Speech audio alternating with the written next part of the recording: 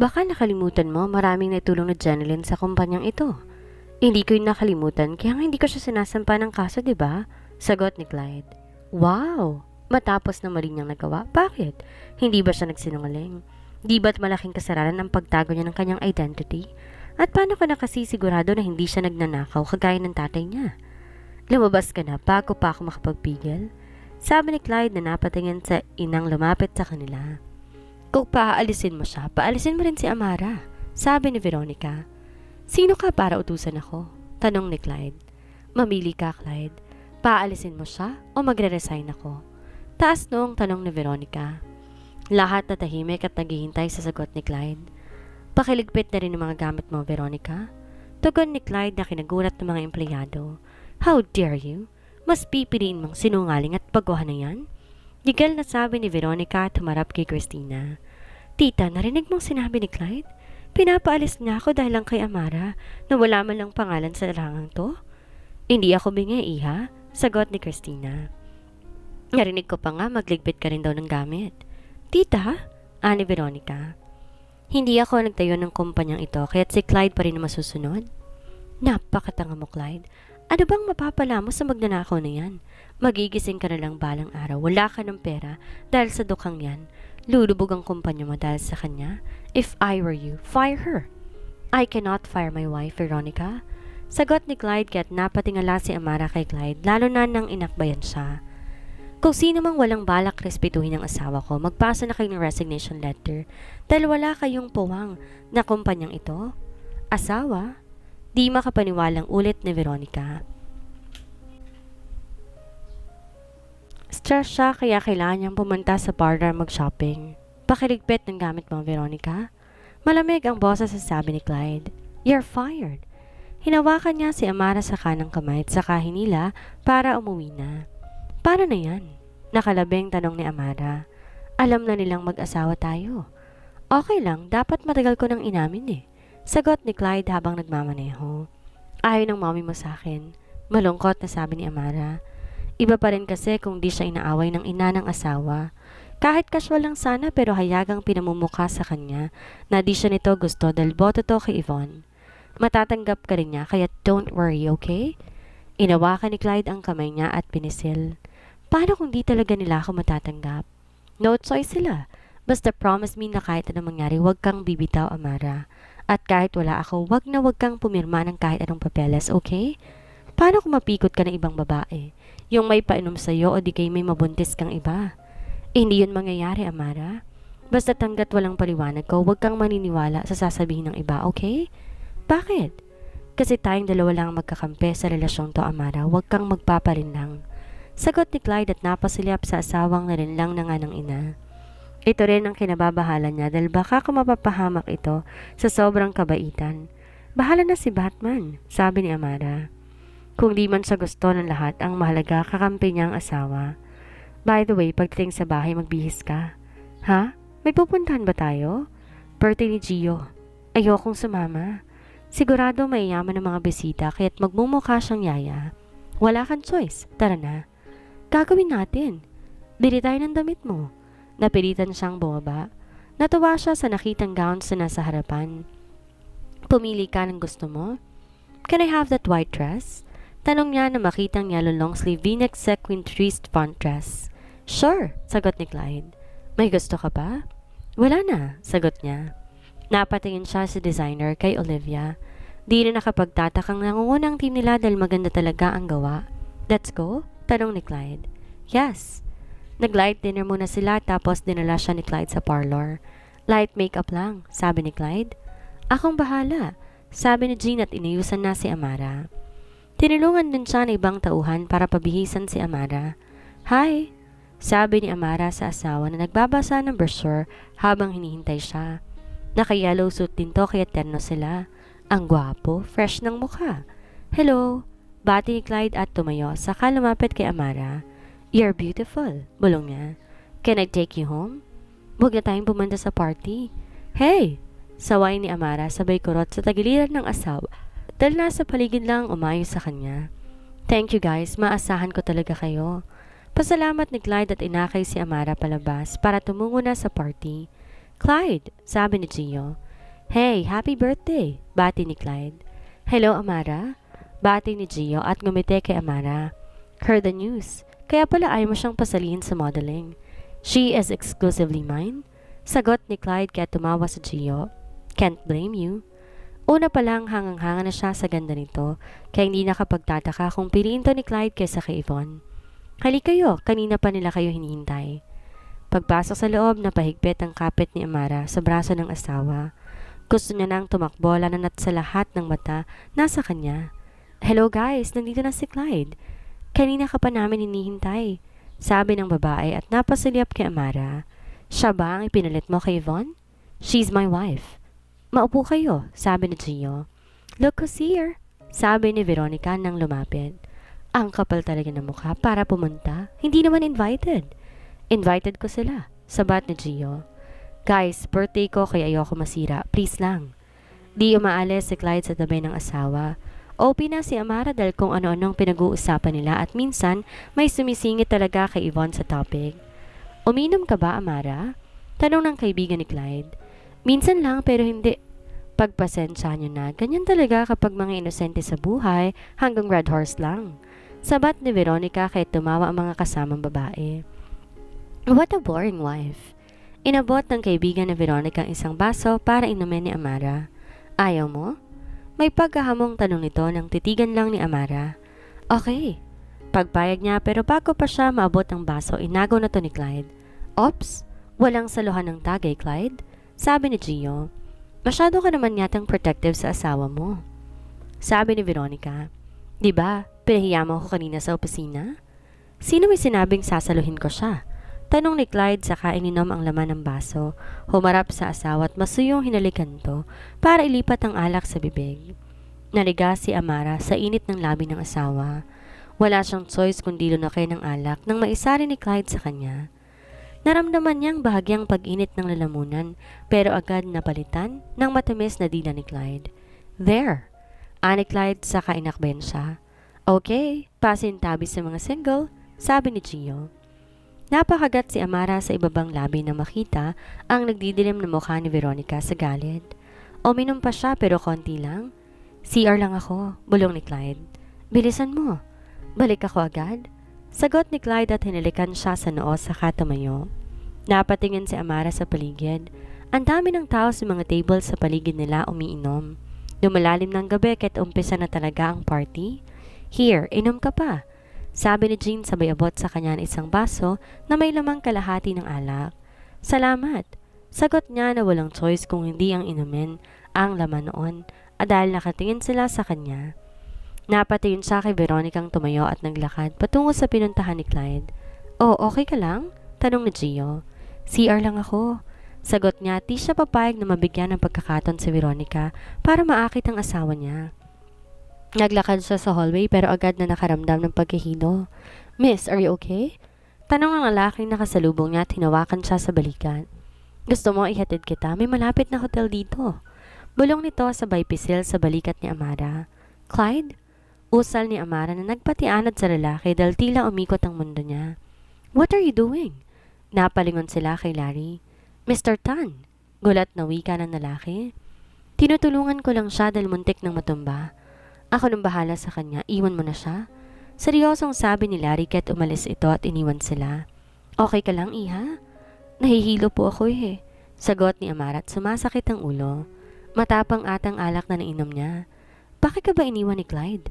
Tanong ni Larry na kanina pa tinitingnan si Amara sa pwesto na ni Clyde. Napatitig siya kay Amara sabay iling ng maalalang nakaraan. Nag-CR lang ho siya. Sagot ni Amara umiikot ang paningin. Amara, Tito Larry, ano hong nangyari? Bakit mo iniwan ang asawa mo? I'm sorry ho, nag-CR lang ako. Paumanhin ni Clyde. Don't do it again sa party. Maraming mapagsamantalang tao, Clyde. Muntik na siyang mailabas na ibang basita. What? Di makapaniwalang tanong ni Clyde. Sino? Ask Gio sa CCTV. Iuwi mo na at mukhang marami nang nainom niya. Next time wag siyang hahayaang maparami ang inom. Hindi ho ganun kadami. Sabi niya at saka binuhat ang asawa. Clyde, I'm here. Bulong ni Clyde at lumabas para iuwi ng asawa. Ma, bakit mo ginawain kay Amara? Galit na tanong ni Clyde nang pumasok sa bahay. Kung pumunta ka rito para sumbatan ako, lumayas ka na. Pagtataboy ni Christina. Ano na naman yan? Tanong ni Manuel. Ang anak mo, ini-stress ako. Sagot ni Christina. Ikaw, Clyde, puro na lang problemang binibigay mo sa amin. Mapapatay mo kami ng maaga. Mom, bakit mo yun ginawa kay Amara? Wala ka bang respeto sa kapwa-tao? Mas ikaw ang walang respeto sa mga magulang mo. Nagpakasal ka nang di namin alam? Pakasal? Sabat ni Manuel. Sino nagpakasal? Yang anak mo. Kasal na at hindi mo man lang alam. Napabuntong hininga si Clyde. Please, ayoko makipagtalo. Pero hindi talaga tamang ginawa mo, Mommy. You insulted my wife. Talaga? Bilhin mo nga siya, di ba? Ano ang mali kung babayaran ko siya ng doble? Taas noong tanong ni Christina. Kasal ka na. Alam mo ba ang pinagkagawa mo sa buhay, Clyde? Engaged ka kay Yvonne. Paano kapag nalaman ng mga Segoviang panloloko mo? Ilang beses ko nang sinabi, ayoko magpakasal sa kanya, Dad. Pero hindi yung kasal ka na sa iba tapos engaged ka pa sa kanya? Mas lalo mo lang ginagawang komplikadong lahat. Sabi ni Manuel na ramdamang pagtaas ng alta presyon. Alam mo bang di na raw kumakain si Yvonne? Tumawag siya kay Miguel at ang sabi depressed daw si Yvonne kaya't mahigpit binabantay ng security at nilalayo sa mga bagay na po pwedeng magamit for suicide. She likes her so much. Kung pwede lang magbagong tadhana, babaguhin niya. Pero paano si Amara? Biktima rin to kaya tinulungan ng anak niya. Sorry, Mom. Kung bibigyan ng pagkakataon, hihingi po ako ng tawad sa kanya. Bakit ba kasi pinakasalan mo si Amara? Hindi ako nagsisising pinakasalan ko siya, Mom. Taas noong sagot ni Clyde. Deserve niya yon. Deserve? Tama ba na binili mo siya? Anong pinagsasabi ninyo? Tanong ni Manuel na sobrang daming ganap sa mag-ina niya, kaya hindi niya na masundan. Binili niya si Amara ng 1 milyon, tapos pinakasalan. Sumbong ni Christina. Nababaliw ka na, Clyde? Tanong ni Manuel. Baliw na talaga yung anak mo? She offered 5 million para layuan ako ni Amara. Tama ho ba yun, Dad? Sumbong din niya sa ama kahit lalo naguluhan si Manuel. Oh gosh, nahihilo ako, honey, please. Ilayo mong anak mo dahil mamamatay ako. Pakiusap ni Christina. Umalis ka at huwag mong papakita sa akin, Clyde. Pagtataboy ni Manuel. Fine, but please, wag naman ninyong ibuli ang asawa ko. Dahil sa ayaw at gusto ninyo, part na siya ng pamilyang to. Malungkot na sabi ni Clyde saka lumabas at dumiretso sa opisina. Morning, boss?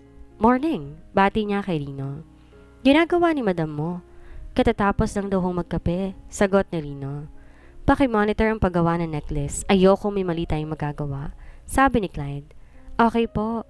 Mahigpit po ang seguridad natin, boss, at sinusuri na maigang ginagamit para masigurong walang makakalusot na peke.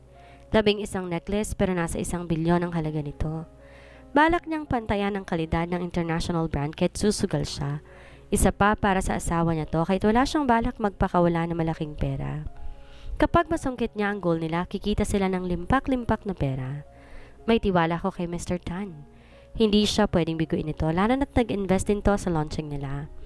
Gagawa lang sila ng 2 piraso sa top 3 nila at ang iba 5 piraso. Hindi pwedeng marami silang gagawin dahil hindi na maghahabol ang buyer nila kapag maraming kapareha. Paano kung may magsabotahe? Wala yan. Buo ang tiwala niya sa gawa ng asawa. By the way, pakibigay ng tsaa sa kanya. Marami ba siyang nainom kagabi? Hindi ko alam pero pakitingnan mamaya ang CCTV ni Gio kung anong nangyari sa party kagabi at kung sinong lalaking lumapit sa kanya. Nang makauwi sila kagabi, bagsak si Amara. Hinang-hina sa kotse pa lang. Okay, boss. Sagot ni Rino. Madam, bati ni Rino na hindi tinago ang paggalang kay Amara. Pinabibigay pala ni boss. Salamat. Pasalamat ni Amara at kinuha ang tea at ang lugaw. Nakapagkape na ako pero kakainin ko to. Kamusta na raw ang pakiramdam mo? Sumasakit pa rin na sikmura ko at nahihilo. Sagot ni Amara at pinipilit lang na magtrabaho. Tingin niya sa tama ng ininom niya kagabi. Madam, wag ko kayo mag-alala. Pinapaimbestigahan ni boss ang nangyari kagabi. Bakit? Tingin niya po may nilagay ng pampatulog sa gamot mo. Kung pwede raw magpa-check up kayo ngayon. May trabaho pa ako eh. Madam, mas mahalaga ko ang kaligtasan ninyo ngayon na may mga pinatanggal si boss sa trabaho. Sige, pag masama pa rin ang pakiramdam ko, tatawagan kita. Pagpayag ni Amara at pilit inalala ang nangyari kagabi. Uminom siya pero konti lang yon. At bago pumunta sa banyo at nahilo, binigyan siya ng alak ni na Veronica At may lumapit sa kanyang lalaki at may nangyari hindi niya na maalala. Sige po madam, babalik na ako sa trabaho. Paalam ni Rino at umalis na. Pinakiramdaman ni Anika ang sarili. Sinubukan kumuhit pero bigla na lang umikot ang paningin niya. Tumayo para kumuha ng tubig pero biglang nagdilim ang kanyang paningin. Saan kaya kami pwedeng magbakasyon? Tanong ni Clyde kay Rino. Sa Amanpulo, boss. Maganda rin. Suhestyon ni Rino. Out of the country na lang siguro? Sabi ni Clyde at naghanap ng magandang bakasyonan. Sa Maldives na lang, pwede rin. Nakapunta na siya ron kasamang parents niya kaya tiyak matutuwa si Amara. Boss, sabi ni Rino. Nandito na sa email ang copy ng CCTV. Papasa na nila? Paki-double check, sabi ni Clyde. Waiting na natin. Sinuri nila ang nangyari ng gabing yon lalo na sa pag-ilom nila ng alak. Teka, tingnan mong maigi ang kamay ni na Veronica. Sabi ni Clyde na nakatutok ang mata sa video para walang makitang butas hanggang sinundan siya ni Amara sa banyo. Sinong lalaking humawak sa asawa ko? Talent ni Gio? Sagot ni Rino. Baguhang artista at hindi ba nakakagawa ng pangalan sa showbiz? Hindi na siya magkakapangalan? Hindi tamang sasamantalin ng asawa ng iba kapag nalalasing. Nireview ulit ni Clyde ang CCTV pero hindi sina Veronica ang naglagay ng alak kundi si Gio. At ang alak na iniinom ni Amara, yun din ang alak na iniinom ng lahat. Sa katunayan ang inambot nilang baso kay Amara, baso na pinag-inuman niya. Hello? Pagsagot ni Rino nang may tumawag. What? San siya? Boss, nasa Makati Med si Madam. What? Bulalas niya. Bakit? Nahimatay. Sa baba lang ang Makati Med kaya't walang may problema sa empleyado. ER na Makati Med agad ang kinalalagyan kahit na may clinic sila sa building. Humahangos na pumasok siya sa Makati Med. Inasikaso niya si Amara dahil kilala siya ng doktor. Agad nakakuha sila ng private room at sinagawa lahat ng test. Gusto mong uminom? Tanong ni Clyde. May gusto ko bang kainin? Umiling si Amara nang hihina pa rin ang katawan. Oh, wika ni Dr. Salvador, private doctor ng pamilya dito sa ospital. Doc, kumusta ko ang asawa ko? Masyadong mababa ang BP niya pero nakapagbigay kami ng IV fluid. May tinake ka bang gamot kanina? Wala ho. Good, sabi ng doktor. Bawal ka mag-take ng kahit anong gamot ha? Bakit bawal? Ines sa tanong ni Clyde. May sakit ng anak ko tapos bawal? Ano bang sabi ng OB ninyo? Hindi pa ba niya napaliwanag na bawal siya mag-take na ibang gamot dahil makaka-apekto sa baby ninyo? Baby? Sabay na bulalas na mag-asawa kaya napakunot ng noo ang doktor. Paano hindi niyo alam na buntis siya? Oh God! Ani Clyde at napatatop sa bibig sa kanapatingin sa asawa. Magiging daddy na ako? I'm sorry kung ako pa ang nagsabi sa inyo. Alam ko alam na ninyo. Sabi ni Dr. Salvador sa lumabas. Napahaplos si Amara sa tiyan. Hindi siya makapaniwala na may munting supling sa sinapupunan niya. Naramdaman niya ang pagyakap ng asawa. Hindi ko alam ang gagawin ko, Amara.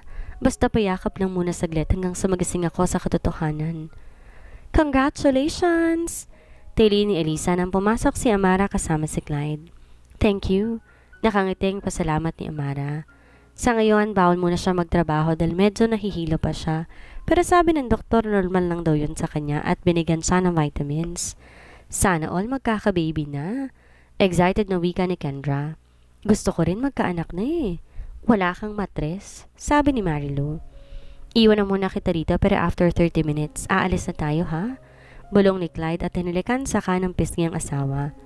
Wow, sweet naman ang favorite couple ko. Kinikilig si Jen. He, may dala pala akong donut at pizza. Merienda muna kayo. Ayos. Araw-arawin mong mamigay ha. Biro ni Jason kaya't natawa si Amara. Excited yata ang boss natin, sabi ni Marilu. Baby clothes ang team natin ngayon eh. Oo nga, magiging daddy na eh, sabi ni Lily. Pasimpleng nahaplos ni Amara ang tiyan. Kahit siya excited na rin na makahawak ng lapis para gumuhit ng damit ng anak nila.